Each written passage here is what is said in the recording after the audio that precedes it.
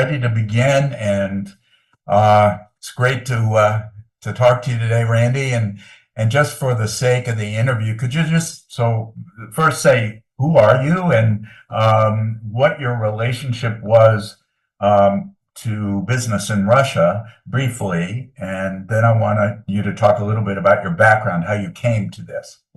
Sure.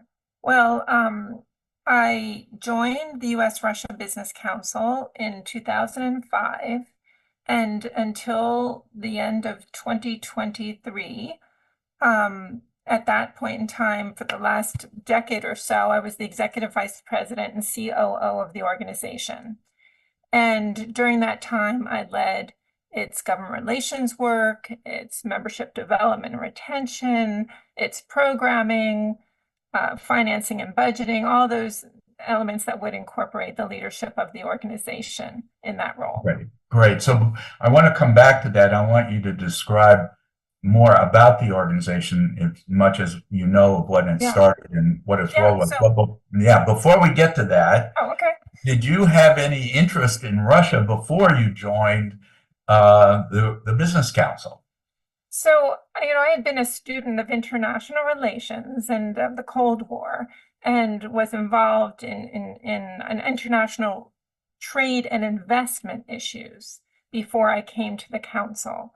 So whereas Russia was a part of my formal educational training, my professional experience was really based on international trade and investment issues.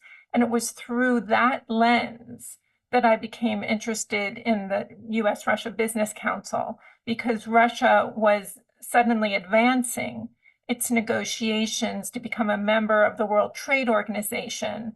And the U.S. Russia Business Council was seeking somebody to assist with that. Okay, great. And did you speak Russian at all? No.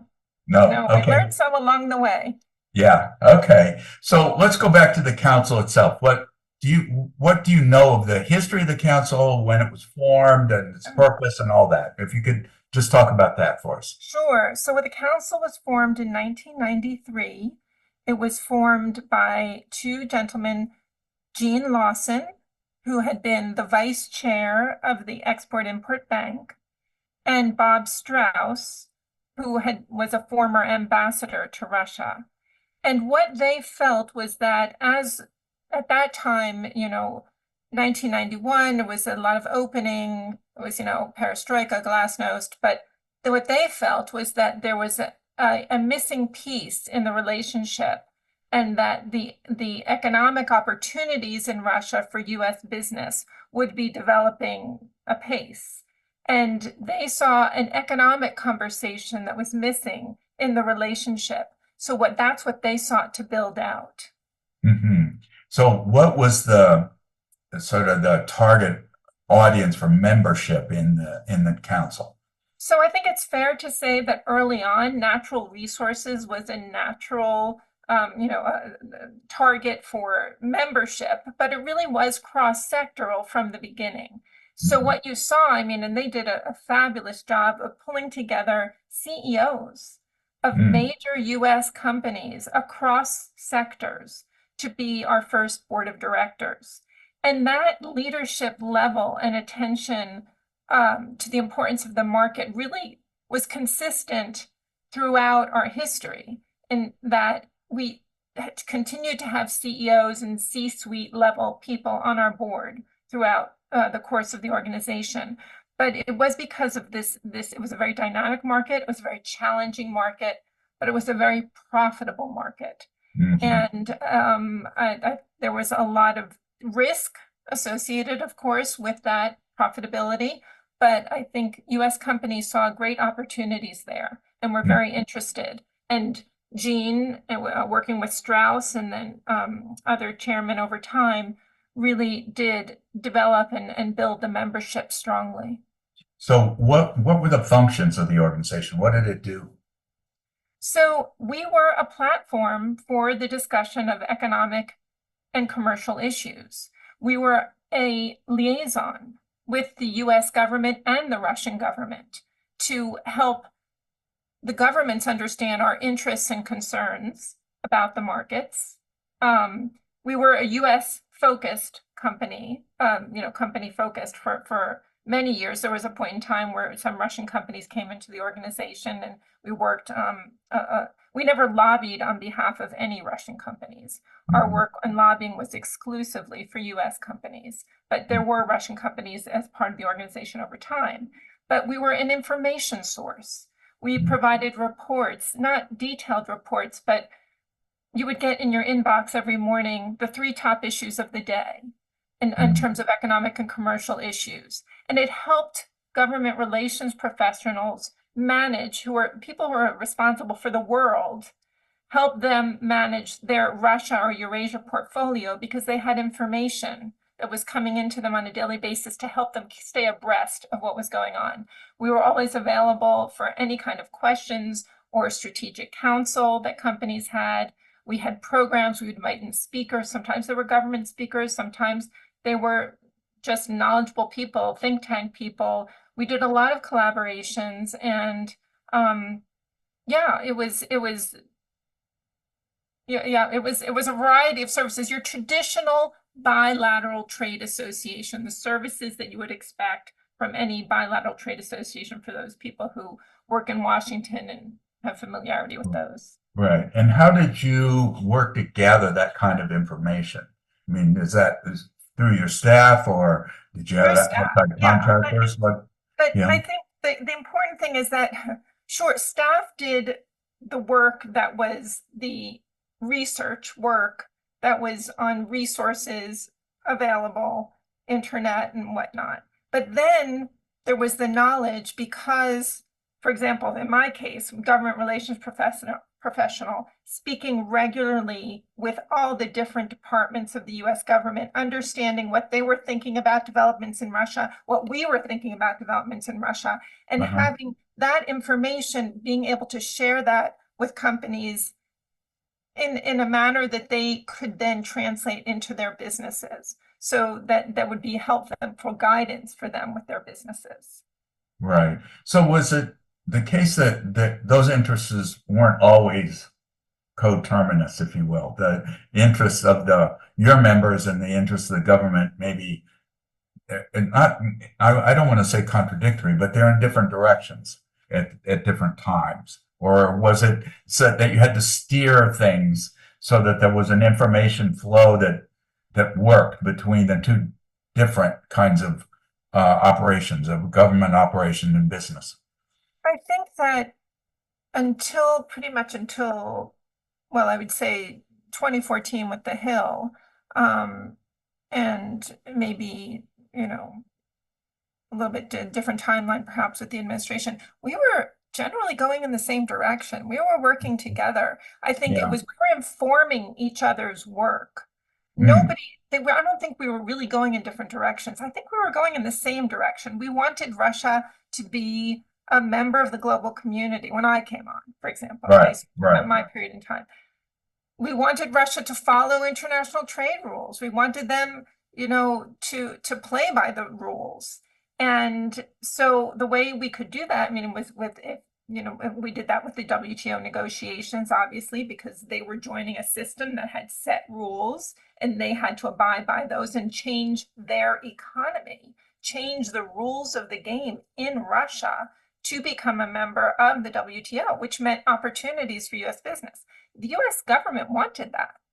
So that wasn't, and they were the ones leading the negotiations. It's a government-to-government negotiations. The U.S. business community served as a resource. So we would help them understand, okay, this is what, this would mean with this negotiating position, and understand the access and opportunities would create for U.S. companies. Okay, so you were bringing the experience of actually doing business in Russia and the problems that are encountered by doing that to the attention of government people, and understanding them, giving mutual sharing of understanding of what that environment was like particularly in the early days, right? I think, the understanding the environment and the practical implications of the policy was the information that we could provide. Okay. And There was a business organization in Russia, the American Chamber of Commerce of Russia. And what was your relationship with that organization? So that was a great partnership. And the AmCham in Russia, they were the day-to-day. They really focused on the Russian legislation for the people living there who were operating in the market, the day-to-day, the tax issues and the regulatory issues, really on a much more finer scale, Mhm. than a more granular scale Mhm. than what we were working on, which was the 30,000-foot high policy issues of national security, and issues of, major of the international trade negotiations that were led by the U.S. Trade Representative here in Washington.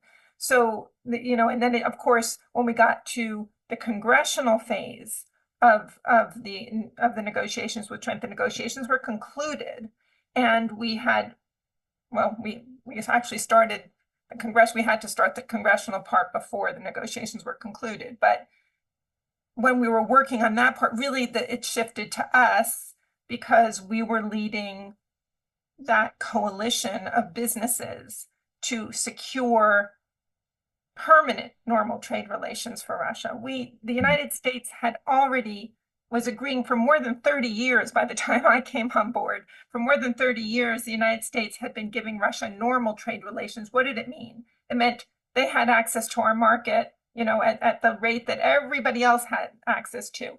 But unless we got permanent normal trade relations, we wouldn't get access to what we negotiated at the WTO, Uh-huh. because we were conditioning our trade. We had to every year say that Russia was in compliance with a law known as Jackson-Vanik, which was something that restricted, at the time, Russia's access to our market because they weren't letting Jews out of Russia.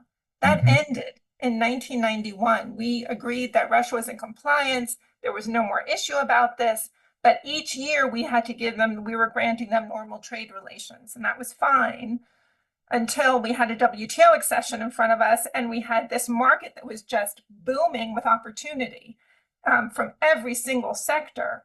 And US companies wanted to be on equal footing with companies from all over the world, from Europe, from Latin America, people who wanted to get into the Russian market and were in the Russian market. We didn't want to be at a disadvantage. So we needed permanent normal trade relations. And that's what the congressional campaign was about. Okay, so let's talk about that a minute, because I think for people not really familiar with this, you have to explain a little more detail why this permanent status was required. What was it? It was a requirement of the WTO? No, No? Okay. no, okay. Well, yes, yes, yes, yes. Yes, it is. We had not every country had a Jackson-Vanik on their books. Right. So it was something that was required of us. But Right. permanent normal trade relations, so most favored nation status, it's a term that's used interchangeably, most favored nation status. It means you have unconditional trade. That is a basic tenet of the WTO, of the Mhm. World Trade Organization. You must have unconditional trade relations with your trading partners to get access to all the benefits. If I give you access to my market, I have to give the same to, every Tom, Dick, and Harry out there as well. And that's what it is to be a member of the WTO. Everybody has the same access. But in the United States, we had Jackson-Vanik on the books, which was that law that I was talking about.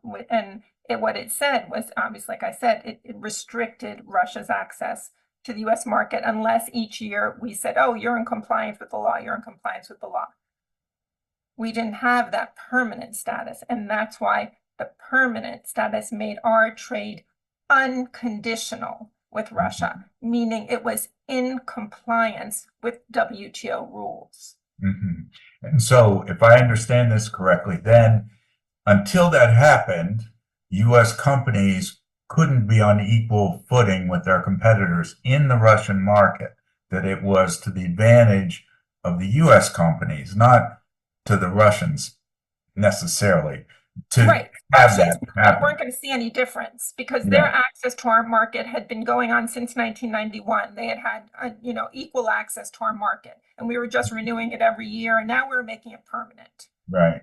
The difference was once Russia entered the WTO as a member, everything that we essentially, and this is an interesting point too, because in the negotiations to join the WTO, it's customary and historical that the United States is one of the last countries to close out an accession negotiation because we hold out and we have the highest demands.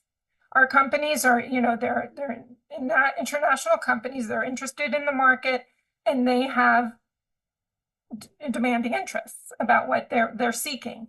So what we negotiated in lowering Russia's trade barriers that everybody was going to get access to, we weren't going to get that access to those same rules that we actually hung out for and negotiated till the bitter end, unless we got PNTR for us. Okay. And it was one of our slogans, PNTR is for us, because everybody said, oh, we're giving Russia PNTR. No, we weren't giving Russia anything. We were giving, this was for U.S. companies.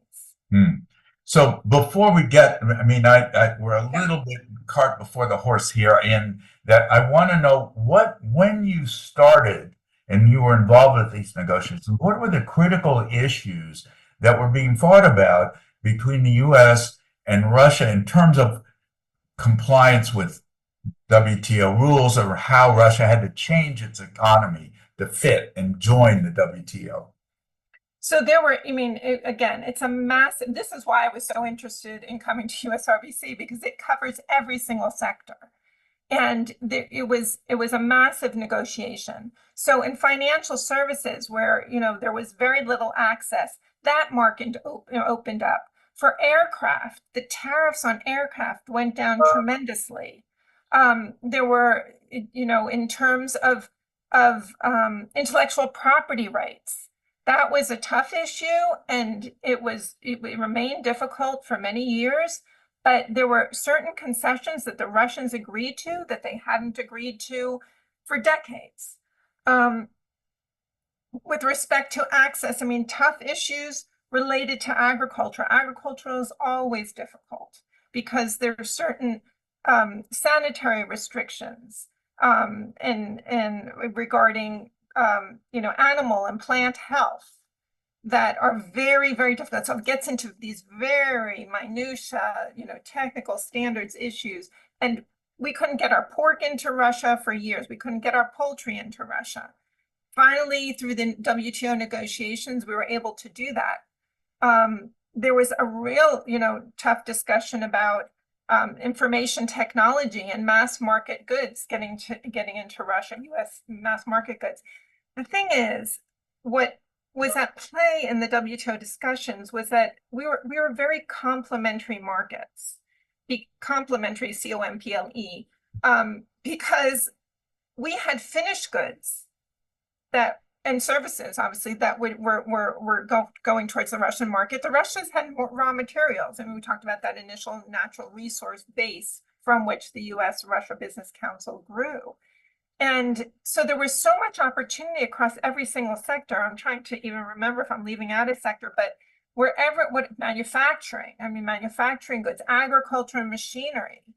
But it was difficult all throughout. One of the first issues I encountered when I came to the council was that we were in the middle of the negotiations. We were still in bilateral. You have bilateral negotiations, and then you have multilateral negotiations. And in the bilateral, we were still negotiating with Russia, and Russia all of a sudden increased their tariff on agricultural equipment.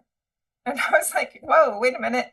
There is a tenet in international trade negotiations that when you're negotiating, everything stands still. It's called, a standstill commitment. And we had to heckle with the Russians, and it was a fight that went on for many years, actually, where they wanted to keep on tripling the duty. They had agreed to, go down to, I think it was a 5%. And every other time we turned around, it was increased to 15%, which was a lot of money on some of these big machines. Right. Is that a reflection of the internal politics in Russia? Absolutely. Yeah. I mean, we have, and let's be honest, we have the same issue here with domestic constituencies. Right. When you have a free trade agreement, in the days when we used to negotiate free trade agreements, always the domestic concerns will pop up and say, well, I don't want to open my market. Why should I open my market? We should be making this here. Yeah. Yeah. Yeah. And did you have a sense when you were doing the negotiations about what was going on their side? I mean, sort of who they had to sort of push down to get this. I wouldn't say it's a trading, right? It's a trading that goes on, and you have to decide what's more important than what's not. I mean, there were people on our side who wanted to shut down information technology at the very end and say, okay, well, we don't need that. Let's close this. We want to move forward now, but we couldn't.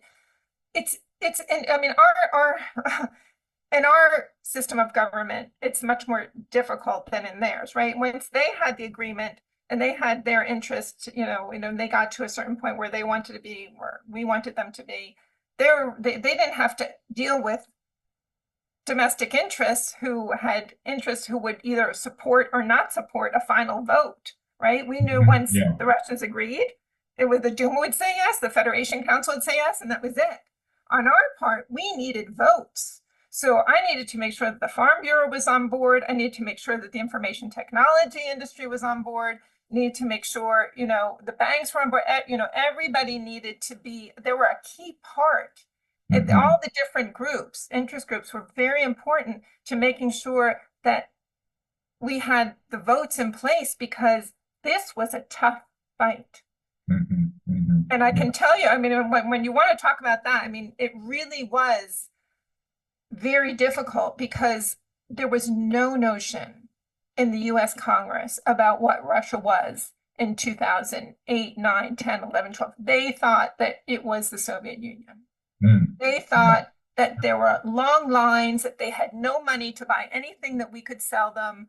They would be shocked when the companies I'd march in with, 10, 12, 15 companies, and each company would go through, whether it was fast moving consumer goods or healthcare or, aviation and manufacturers, and they'd start talking about the market and what was going, what the opportunities were. And they were like, they didn't believe it. It was like, it was all brand new information to them. So we had a huge learning curve. Right. And so by and large, our elected officials hadn't been to Russia, so they didn't have any reference point. Is that a fair statement? Yeah, I mean, there had been some, there was some good interparliamentary work, but it wasn't an active group. It wasn't active. I think we sort of, that was revived at one point while I was there, and that really helped.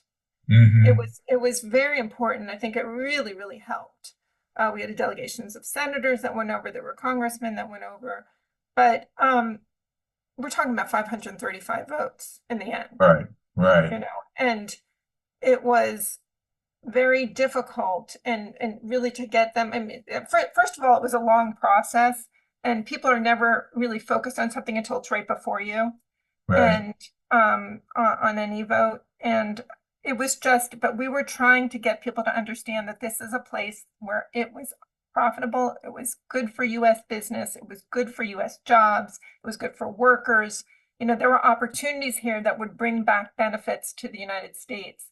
And it was just, it was a tough road to hoe. And so when you were negotiating, you're negotiating levels of tariffs, but what else? You were, but much more than that, weren't you? I mean, no, okay, sure. So there's technical standards, which are, these are the key things. I mean, everybody can want to lower their barriers, but you can say, well, I'm not going to let your, widget into the market because it doesn't meet the standards of our market. And so we did a huge amount of work, not only just in the context of the WTO, but really with this bilateral presidential commission that went on for a while, that the U.S. Russia Business Council was very organized in. This is the Gore-Chuna-Mirdan Council. No, that was prior to my time. Okay. We started, and I'd have to go back and look at the years, but I want to say maybe it was 2009. I think we started when Obama went to Russia. We started a U.S. Russia bilateral presidential commission. And I think the head of it was Joe Biden. On the Russian side, I'm trying to remember who the head was, and I'm drawing a blank. But in the end, it really was it had, there was science and innovation, science and technology, sorry. There was innovation, there was healthcare, there was innovation, I said, and we had business development and economic relations. It was all different areas. And in these areas, and technical standards was one of these, where we tried to explain to the Russians, and it was like how our system worked, which was voluntary compliance, and you set the standards. So it wouldn't such so that it's not that you can't have technical standards or different from ours, but they have to be in such a way, according to WTO rules, that they are not a barrier to trade. So it's not that you're not letting it has to be a scientific reason, or it has to be based in science, the reason for your technical standards.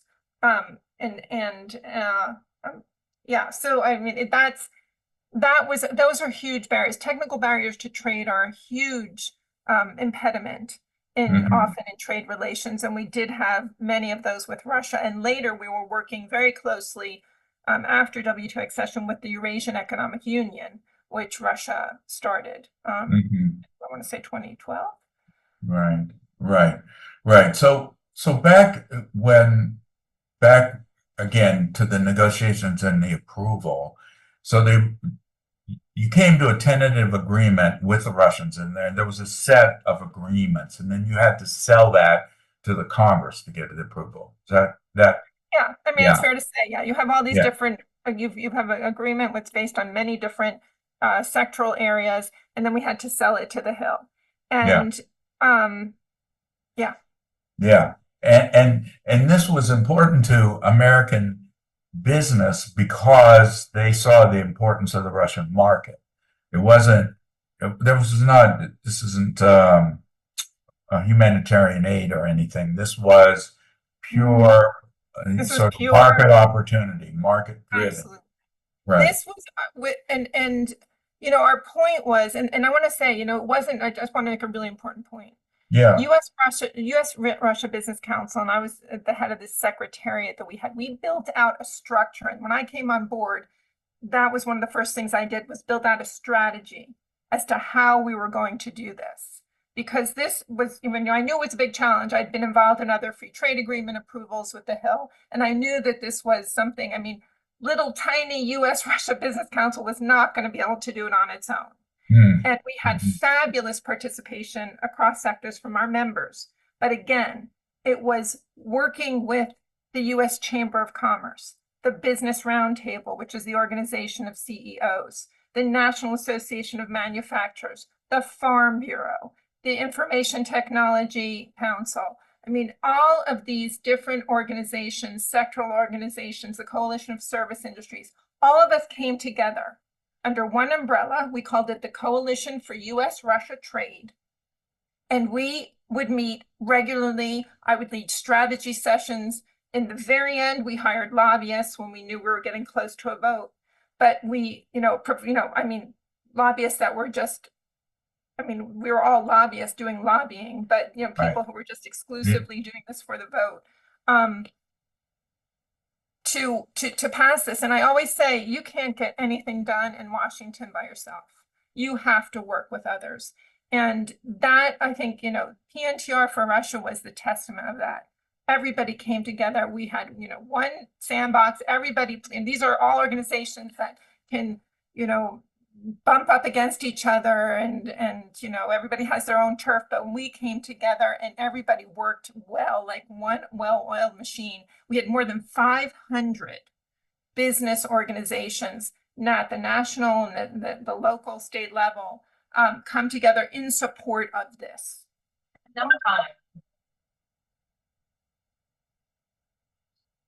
I'm sorry, that was a call I just had to postpone. So, Okay. so this coalition was something that you sort of brought together through the Yeah. council, correct? Yeah. Yeah, Yeah. yeah, yeah. And And how also, I long? should point out that initially, Yeah, too, very important, we yeah. worked with the National Council and Soviet Jewry, which is now the National Coalition Supporting Eurasian Jewry, but they were a very important partner very early on, and they stayed with us throughout, which was the Jewish community that wanted this lifted. They, was a Ah, recognition. Russia was yeah. in compliance with the rules and, with the law, and there was no need for this to stay on the books. So they were an early and a early partner and a strong partner through to the end. Good. I'm glad you added that. That's important. And how how long did this whole process take? Well, we started, I think I presented the strategy in early 2006, and we got PNTR in December of 2012. 2012. Took 6 years. took 6 years. 6 years. And Yeah. it was Right. difficult because, on the Hill, there's a lot of staff turnover. Like I said, people aren't focused on issues, but we had to start. We had to start socializing people around these issues. And we had to build up a base of knowledge. I mean, sometimes there's more turnover in some places than in others, but we needed people to understand what was going on there and what the opportunities were. So unfortunately, it took longer than we wanted, but we got it done. Yeah. Yeah. And so how did you had to win over the staff of people in these congressional offices, right? And Yeah. how did you have to visit them individually? Did you run programs for All the them? time. What did you do? Hundreds and hundreds of meetings. Yeah. I spent, I really, I was actually had sort of two titles. I was executive director of the coalition while I was still EVP, I think, of the council. But really, my work at the council became this because it was the single most important issue for the council during those years. And Right. I think it's recognized as the council's signature achievement. And it was an achievement, and I'm proud of Mhm. it. It was a very important thing to do. We were working with people who were liberal minded. I mean, liberal in the traditional sense, the right to private property, the right, equality. These were the people that were calling the shots in Russia at the time. Hmm. And they were supporting these changes in Russia. And so it was an important thing to do. And so really my work and our companies were exclusively focused on this. I mean, of course, we had other issues that would come up, but 90% of my time was really spent on this. Right. Right. And at the time, I assume you felt you were participating in a historic process, right? You Sure. understood that, Sure. right? Oh, yeah. I Yeah. mean, it was obviously, I mean, like I said, people tended to think it was, the Soviet Union still. And, Hmm. this was our way of saying, this is a different country. So, I Hmm. mean, but it did require, we, looked at all the different committees and the key committees. I mean, there were obviously it was a vote by every single member, but we really organized ourselves around the key committees and but just key members and really did a massive lobbying operation. Hundreds, like I'm saying, hundreds of meetings, staff, both chambers. It was a huge time commitment. Hmm. And so, what did it feel like when you got it? When Oh it my passed? gosh. We were over the moon. We were so Yeah. happy, Yeah. because obviously we didn't want to be the U.S. business to be left behind. Hmm. This was an opportunity to Okay, hold on a second. Just a yep, no minute. problem. All I was right, just so here. Okay, so you were over the moon with all this, right? I mean, everybody was. We were thrilled that it had finally come into place. Russia had officially entered the WTO, I believe it was August of that year. Hmm. And What we year? were Say it again. What year? 2012. Yeah. Okay. And so we were feeling at a deficit and concerned about what that meant for US competitiveness globally. Because this is the thing too. I mean, Russia was a part of the world market, the global market. We were talking about getting them integrated, but they weren't integrated into the global market. And so being at a competitive disadvantage at that time was nerve-wracking that, we just needed to get this done. So, and it didn't happen till that December. So, but we took it. We took it. We were happy. Everybody was thrilled. Right. It was December of 2012 then. Was it okay. And were the Russians similarly happy, or was it less important? Well, they were thrilled to be in the WTO. So that was clearly, that was a stature thing for them. It was to be, a part of the global community, the rules-based community, and they embraced that at the time. So I think, but this was the thing too, is that they wanted U.S. goods. They wanted European goods too, but there are many cases because why? Because of the quality. Because, that for them, they were interested in having access to our goods. And, that having that and in those on those terms was attractive to them. And they were interested in that. And we were interested, frankly, we were really interested in their talent. I mean, they had, as you know, I mean, we worked together on the innovation working group. Was that, they had the scientific talent was fabulous. And we had great collaborations going, and we did that in that innovation working group. But, when I look back and I see the talent that came out of Russia too, because as people came, why were we there? I mean, this was an important thing. We would talk to people about how having U.S. companies present in the Russian market was good, not only for Russia and for U.S. companies, it was really for what we were trying to achieve, right? Which was to make Russia more adherent to international trade rules, a rules-based system. But it was also about transparency and accountability and good corporate governance. And those things that U.S. companies and U.S. personnel that were in Russia modeled. And then years later, it was so interesting for me to see how you'd have really top leadership from U.S. companies. They were posted to Russia to really bring that business along. And then years later, you would see like the top people at U.S. companies in Russia led by Russians, and then moved out of Russia into other parts of the company, getting promoted through the structure of the companies because they were good. They were great people. They had wonderful human capital. So it really was a partnership in so many ways. It's just so striking, the integration that was taking place and throughout that whole period. I mean, and the integration, and as you say, of the kind of best on each side, if you will, right? Right. Yeah. And I think this is probably a pretty obvious question, but I think those of us who were active in that time thought that this change was irreversible, that it had happened, and that this was a nodal point, that was of a fundamental nature going forward. I assume that you also felt that. Again, I wasn't, an expert in Russia by any means. And I certainly knew I can always see, who was in charge when. So I could see who was calling the shots at different points in time based on the issues I was working on. And I would say that 2013, things started to change. And it was based on some information, it was based on technology issues that I was working on.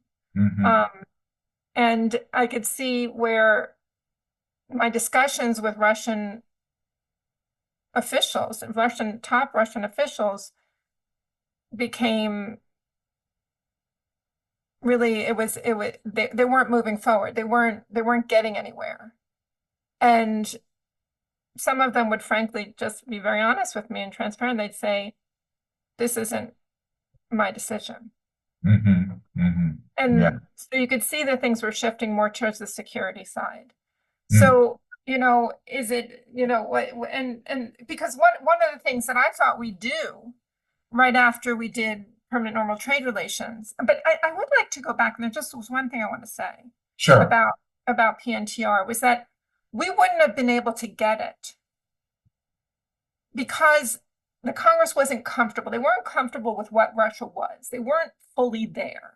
Mm-hmm. And again, they really the thought that this was a gift to Russia. Mm-hmm. This was the general consensus.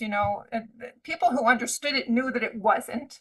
But general consensus was, why are we going to give this to Russia? And our talking point was, well, we're not giving it to Russia. As I said before, PNTR is for us, the US. And so at the same time, they wanted to punish Russia. They didn't feel like we could just give them. They couldn't let them off the hook. And we had the very, very tragic situation with Sergei Magnitsky. Magnitsky was, as you know, an attorney for Hermitage Capital. It was a U.S. company. I'm sorry, it's a British company, Mm-hmm.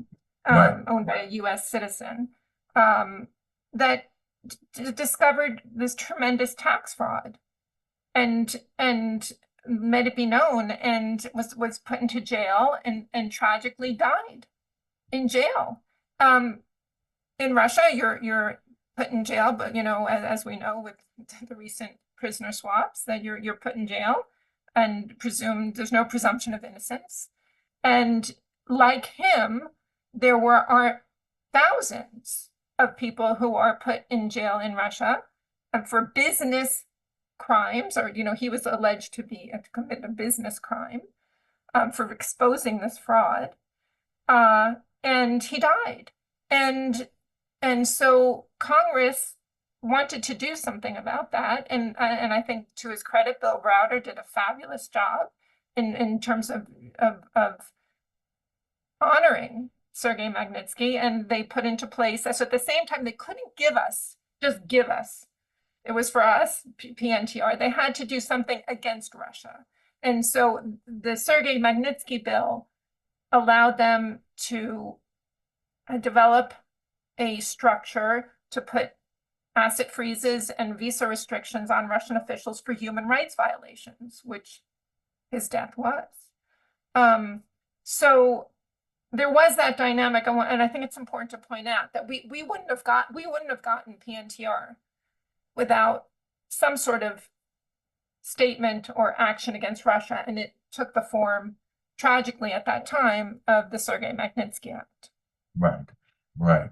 What was the reaction of the Russians when that happened? Oh, they hated it. Yeah. Yeah. Yeah. Yeah. But it didn't interfere with the WTO process. No, because that wasn't our channel. We didn't talk about Magnitsky. We didn't talk about human rights. That wasn't our channel. The U.S. government, human rights groups, they took that channel. They handled that channel and made those discussions and answered all those questions. We stayed in our lane. We talked about why we were doing. We don't have the expertise. We didn't have the expertise to talk about human rights in Russia. I mean, we talked about what we knew, which was what the business situation was, what we saw happening in terms of business liberalization, in terms of market opening, in terms of opportunity. I think people would have liked to say, well, like, and to your point earlier, I think you were trying to allude to this, is that this would bring greater liberalization to Russia. Maybe we'd see more opening in other areas, maybe greater democracy. No, that we didn't talk about that. We couldn't overpromise. We just sold what we knew, which was this would open markets, this would create opportunities, this would help Russians to see that you could have a transparent business operation, that you receive your salary not in an envelope of cash, but a deposit in your bank account. you know, the rules were transparent. So Mhm. that's what we were talking about. Right, right, right. And as people at that time would always say, so that Russia would become a quote unquote normal country. Right? I mean, that's what everyone said, that we wanted to be a normal country. And I think all of us felt, and I'm sure you did, that this integration was a binding together that would you sort of change the flow of people and goods and everything in between Russia and the rest of the world. Um, We had hopes that this would be something that would continue to develop. So yeah, as I was saying earlier, then I didn't, right, my thought was that after doing PNTR, we right. thought we could get a bilateral investment treaty Uh, going with the Russians. And that was sort of the next thing that I was going to work on, was a mhm, bilateral investment treaty. And I actually had some initial meetings with some Russian government officials on this. And the US government, you know, we talked about it. But then we got Edward Snowden and a variety of other things, and then Crimea, and yeah, it didn't happen. right. So the actual impact of the WTO accession was only for a couple of years before it got overtaken by the sanctions regimes after 2014, correct? Well, the rules were still in place. They didn't roll back. They Yeah. didn't roll back, but the problem was that, you know, as Russia, you know, the issue became, you know, how do you address Russia's aggression? Hmm. And through sanctions became the operative tool because it's not military response, it's a measured response. And the task became, after 2014 and began, where our task shifted, where Mm. we were no longer focusing on market opening and talking about trade liberalization. We were trying to protect what we had, Mm. both in Russia and with the US government, by working through and talking with them about sanctions. So as proposals came out and they were much more aggressive, there was a framework that was laid out by the administration, but actual actions were much more severe in proposed legislation on the Hill. And that's where we had to ramp up a lot of energy and focus again towards the Hill, some towards the administration, but much more so towards the Hill, regarding what is the impact of this. You want to hurt Russia, but let me explain to you what you're saying with X, Y, and Z is not going to hurt Russia. You're only going to just block US companies from the market. And is Mhm. that really what you want to do? Mhm. And some of them would have said, yes, that is what I want to do. And others would say, no, actually, no, I don't want to do that. And I think that's how the conversation progressed after that, where we became much more focused on sanctions and then ultimately on export controls and eventually market exits. Yeah, yeah. And then market exits became sort of the last chapter of this, right? Yeah. Yeah. Um, wow. I think well, I'm not sure what else where else we can go with this because it's such an important story of the changes that took place in Mhm. Russia Yeah. in this whole period and Yeah. how it became a market economy and Yeah. and then its integration into the world and now its separation. It's Mhm. a whole set of historical epochs that we've so lived through. Well, let's be careful too. It's separation from where?